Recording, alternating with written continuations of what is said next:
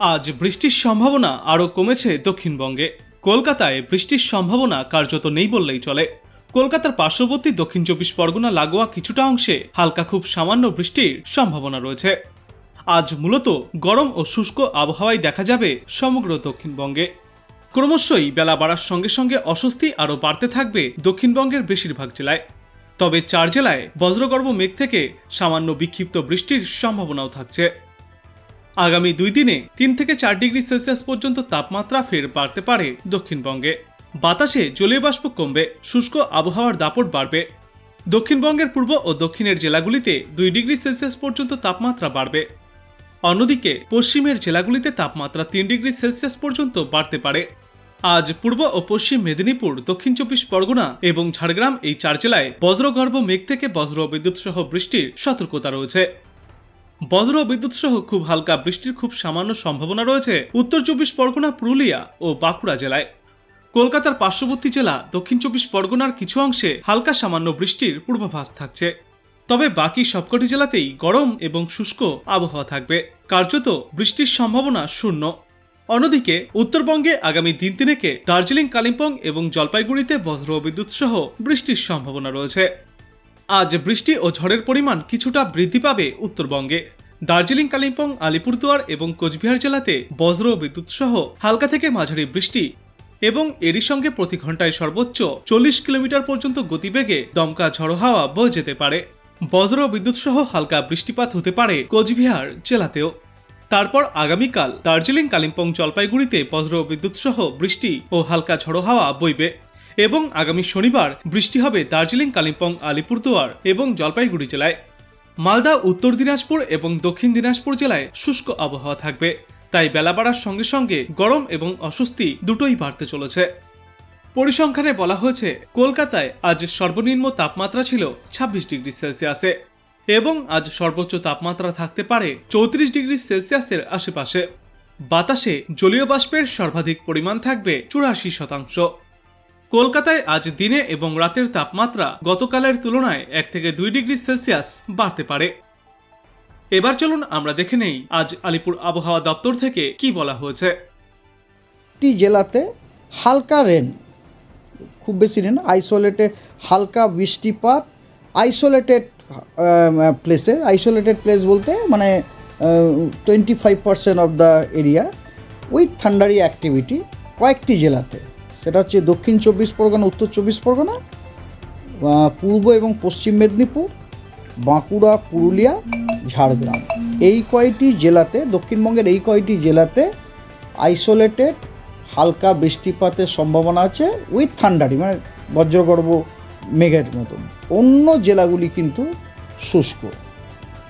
আর উত্তরবঙ্গে আমাদের ব্যাপারটা হচ্ছে যে লাইট রেন উইথ থান্ডার, এখানেও হালকা বৃষ্টিপাত থান্ডার আমরা কয়েকটি জেলাতে হওয়ার সম্ভাবনা আছে। সেটি হচ্ছে দার্জিলিং, জলপাইগুড়ি, কালিম্পং, আপনার তারপরে কোচবিহার এবং আলিপুরদুয়ার। এই যে মানে উত্তরের যে উত্তরবঙ্গের যে নর্দার্ন মোস্ট যে কটি জেলা আর কি, দার্জিলিং, জলপাইগুড়ি, কালিম্পং, আলিপুরদুয়ার এবং কোচবিহার, এগুলিতে আপনার হালকা বৃষ্টিপাত উইথ থান্ডারি সম্ভাবনা আছে। কলকাতার ক্ষেত্রে স্যার?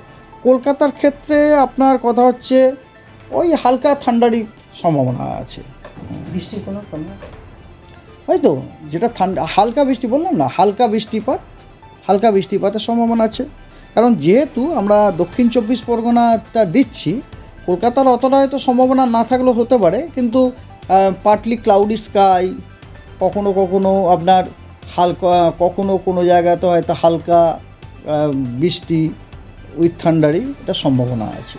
খুব বেশি সম্ভাবনা নেই, সম্ভাবনা আছে। আর টেম্পারেচার কী থাকবে? টেম্পারেচার দেখুন, টেম্পারেচার আগামী 2-3 দিনে আমাদের 2 থেকে 3 ডিগ্রির মতো টেম্পারেচার বাড়ার কথা। টেম্পারেচার আমি যেটুকু দেখতে পাচ্ছি পশ্চিমের জেলাগুলোতে মানে মেনলি পুরুলিয়া, আসানসোলে আপনার হয়তো কালকে টেম্পারেচার 37-38 ডিগ্রি হতে পারে, কিন্তু এই দিকে অন্যান্যগুলোতে, দক্ষিণবঙ্গের অন্যান্য জেলাগুলোতে মোটামুটি 34-35 এরকমই থাকবে। কলকাতার ক্ষেত্রেও সেরকম ওই রকমই 34-35 এরকম। দক্ষিণবঙ্গের কয়েকটি জেলাতে হালকা রেন, খুব বেশি রেন, আইসোলেটেড হালকা বৃষ্টিপাত আইসোলেটেড প্লেস বলতে মানে 25% of the area with thundery activity কয়েকটি জেলাতে, সেটা হচ্ছে দক্ষিণ চব্বিশ পরগনা, উত্তর চব্বিশ পরগনা, পূর্ব এবং পশ্চিম মেদিনীপুর, বাঁকুড়া, পুরুলিয়া, ঝাড়গ্রাম, এই কয়টি জেলাতে, দক্ষিণবঙ্গের এই কয়টি জেলাতে আইসোলেটেড হালকা বৃষ্টিপাতের সম্ভাবনা আছে উইথ থান্ডারি মানে বজ্রগর্ভ মেঘের মতন। অন্য জেলাগুলি কিন্তু শুষ্ক।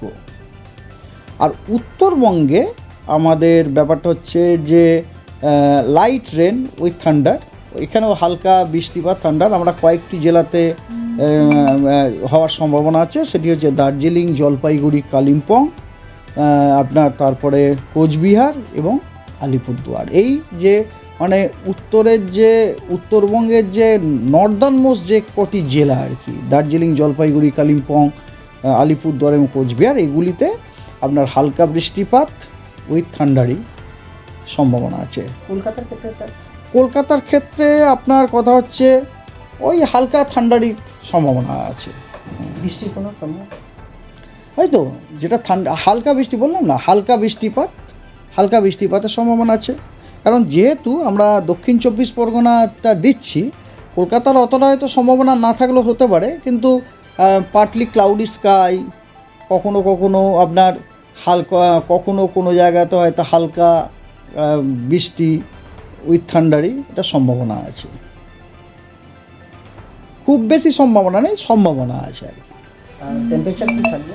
টেম্পারেচার দেখুন, টেম্পারেচার আগামী দু তিন দিনে আমাদের 2 থেকে 3 ডিগ্রির মতো টেম্পারেচার বাড়ার কথা। টেম্পারেচার আমি যেটুকু দেখতে পাচ্ছি পশ্চিমের জেলাগুলোতে মানে মেনলি পুরুলিয়া, আসানসোলে আপনার হয়তো কালকে টেম্পারেচার 37-38 ডিগ্রি হতে পারে, কিন্তু এই দিকে অন্যান্যগুলোতে, দক্ষিণবঙ্গের অন্যান্য জেলাগুলোতে মোটামুটি 34-35 এরকমই থাকবে।